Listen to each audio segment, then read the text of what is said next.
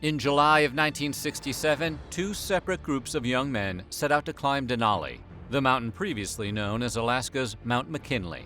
Those two groups would end up merging into a single expedition, which would end in the deadliest climbing disaster in American history. Today, we're going to take a look at some horrifying details from the doomed Alaskan mountain expedition that almost killed every climber.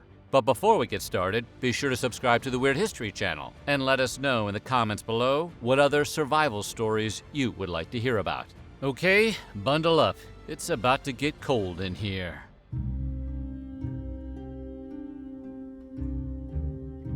As many people know, Mount Everest is the biggest mountain in the world. It measures over 29,000 feet tall, and K2 is just behind it at nearly 28,000 feet. Comparatively, Denali is only 20,000 feet. Then why is Denali such a daunting mountain to climb? Well, there's a difference between the highest and tallest. Everest is certainly the highest, as in the highest point above sea level.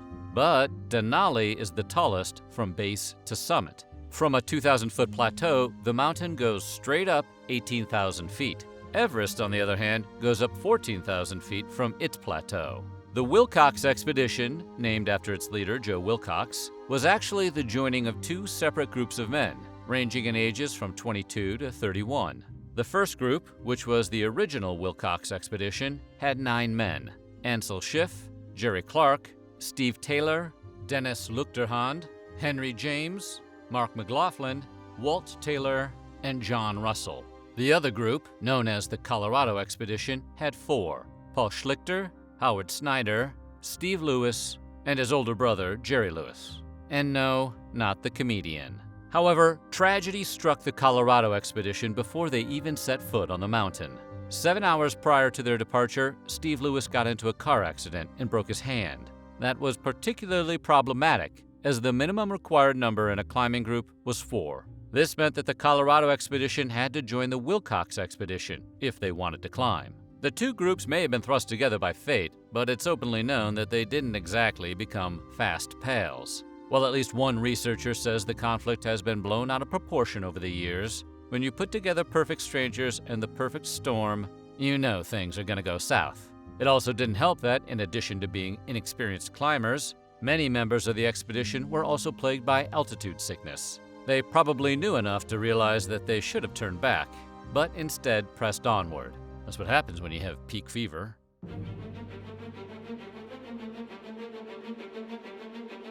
At the time the men set out to conquer the peak, only 213 people had ever summited the mountain. Today, for comparison, about 32,000 have attempted to reach the top, though only about 50% of those who have tried actually pulled it off.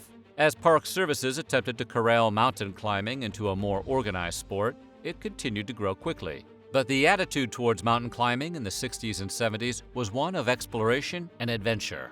The men on the mountain were there on a personal journey, and they knew they only had themselves and each other. Coming back to the mountain, one thing to remember is that Denali's weather is no joke. First of all, conditions are erratic and unpredictable. In the morning, it can be calm. Hours later, the mountain can be overtaken by a whiteout with high winds. Moreover, the severe conditions are only exacerbated by the mountain's location. Denali is around the 63rd parallel north. For context, Mount Everest is at 28 degrees north latitude, which is the same as Walt Disney World in Florida. What does this all mean for climbers? Well, in simple terms, at higher latitudes, storms are stronger, faster, and colder. If you bust out a map, you'll see Everest is in the middle of Asia, far from any bodies of water. In fact, it's over 1,000 miles from any substantial body of water. Denali, on the other hand, is only 200 miles from the Gulf of Alaska and 400 miles from the Bering Sea. This proximity to water causes low-pressure systems that can produce fierce storms. And this is exactly what happened during the Wilcox Expedition.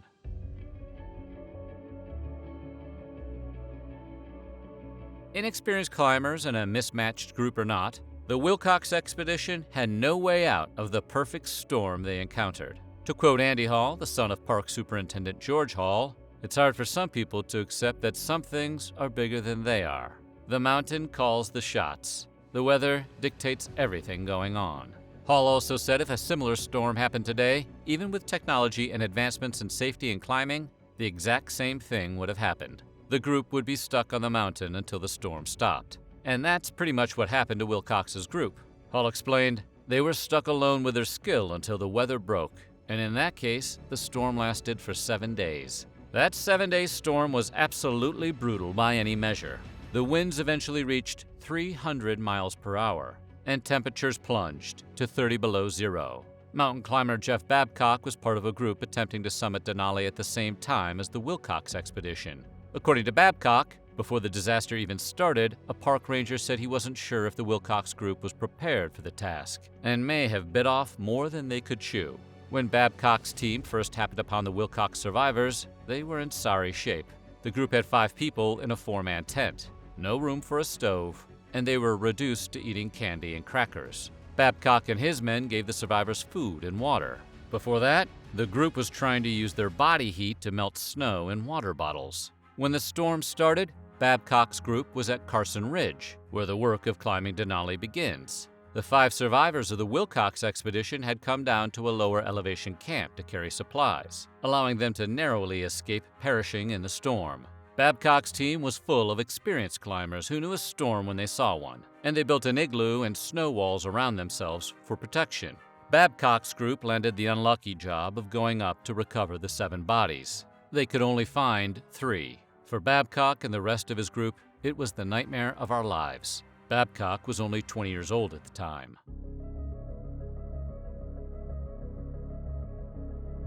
When rescuers finally reached the group's campsite, they found no survivors. Instead, they discovered a tent in pieces wrapped around a body that was holding onto a tent pole. Due to the weather, the body had frozen and then thawed, and it had started to decompose. 2 more completely frozen bodies were also found. The other 4 were never located.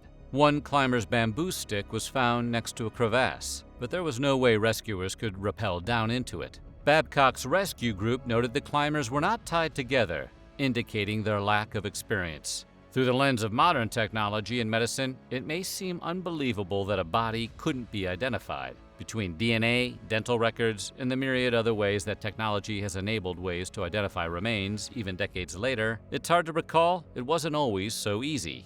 In 1967, this was the reality those involved with the Denali disaster faced. Between decomposition and bodies being completely frozen and covered in snow, rescuers had no way of telling who was who. To make matters worse, there was also no way to get the bodies down off the mountain. One rescuer said, "I should have taken a photo. I don't know why I didn't. It would have helped the family members know who it was and given them the closure." A group was later organized to retrieve the 7 dead climbers to put their bodies to rest, but they were never located.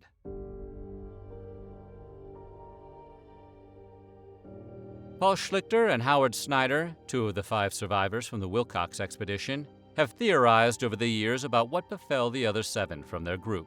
The 2 believe after the initial group radioed from the summit, the storm struck at 20,000 feet. Of the 2 bodies found on Archdeacon's Tower, Schlichter believes they were Walt Taylor and Denali Luchterhand, who were strong and healthy young men who may have tried to go straight down a 4,000-foot slope. Snyder believes the 3rd body was John Russell, who was originally unaccounted for when the group reached the summit. Snyder thinks Russell's altitude sickness got to him, and that he turned back towards the camp alone. After a tragedy, it's natural to point fingers and assign blame. Joe Wilcox, whose name was attached to the tragedy from the beginning, was the logical target. Was he really prepared to lead an expedition? And why didn't he force those with altitude sickness to go back down sooner? After the National Weather Service and the National Oceanic and Atmospheric Administration released 3 separate studies on the storm, Wilcox was finally able to accept he was not to blame. No one could have survived that storm.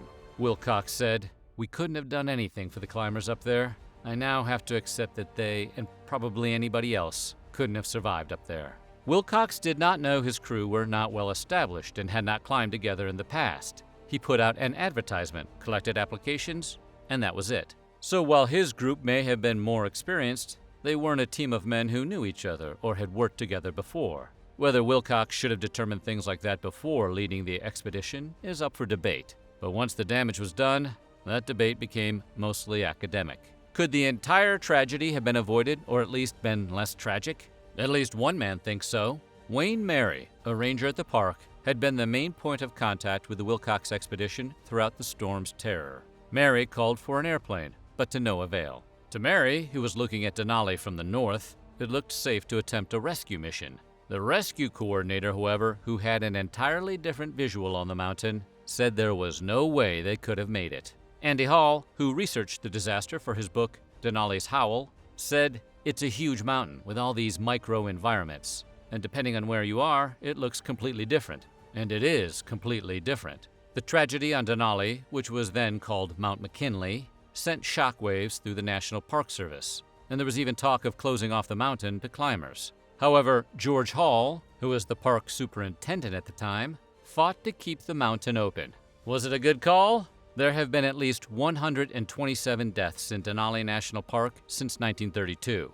although at least one study suggests that rate of deaths seemed to decline over time.